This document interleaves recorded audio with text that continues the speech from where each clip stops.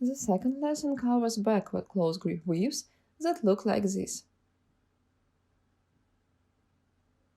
In the backward weave, unlike the forward weave, the leading spoke is the one nearest to the pinky finger. By the way, the grip stays the same, so you need to keep your palm facing inwards with the fist facing outwards, but have the pinky leading the movement. So, to do a backward weave, we need to start spinning the element from this position, with the fans in the front and pointing up. Next, trace a semicircle and lower the fan to the bottom position.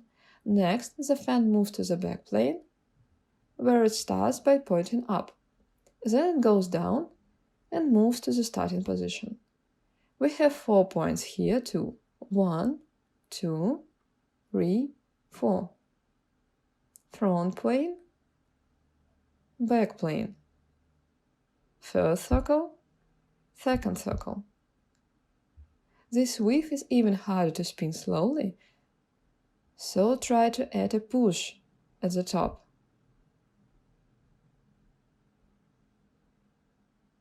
So, from the front up position, add an impulse so that it goes to the back plane via inertia. Meanwhile, the front plane part is pretty easy, but as soon as you want to bring the fan to the back plane, you will need to lower your elbow right here.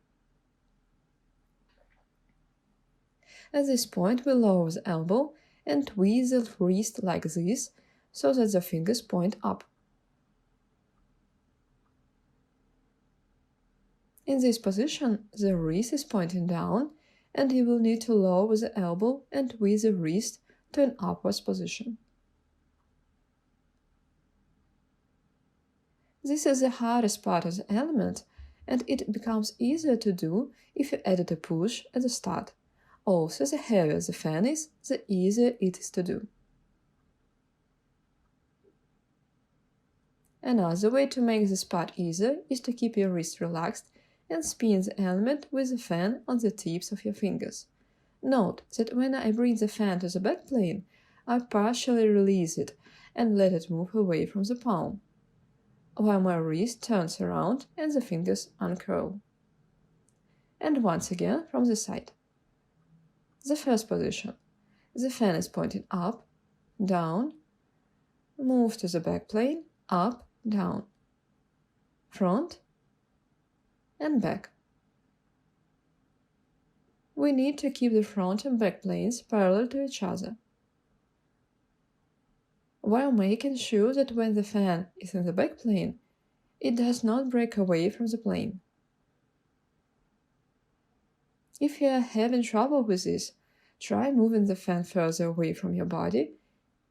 It will make staying in the plane easier.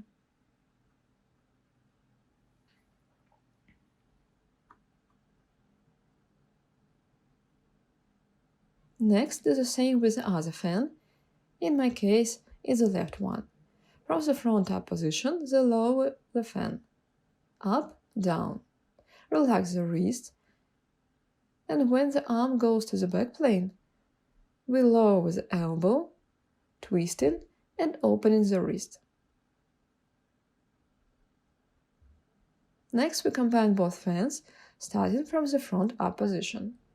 With the pinky leading, we spin the fans down. Then we bring them to the back plane, lowering them, and then return them to the starting position. I'm sure that the first part will not be a problem for you. We just need to lower the fans from the top position. The second part, though, can be problematic when moving the fans into the back plane. Let me remind you that this is the point where we need to lower the elbows and twist the wrists.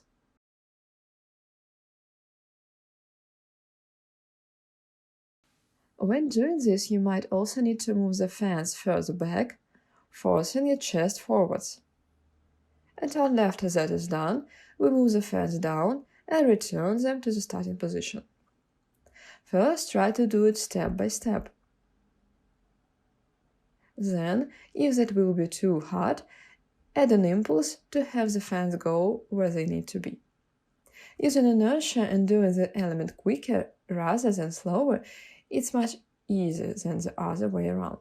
After you feel confident about spinning backwards weaves at the same height, start moving them up and down like we did it with the forward weaves.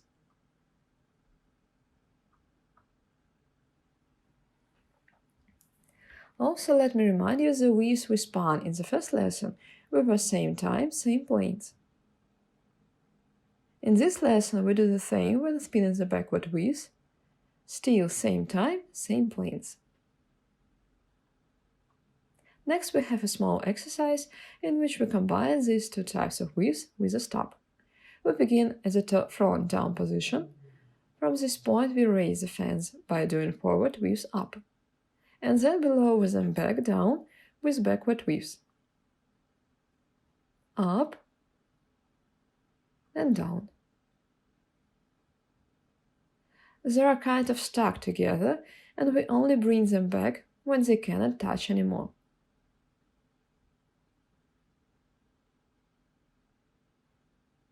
Next, we connect them with these wicks and raise them up. Here we do the same and try to keep them as close to each other as possible.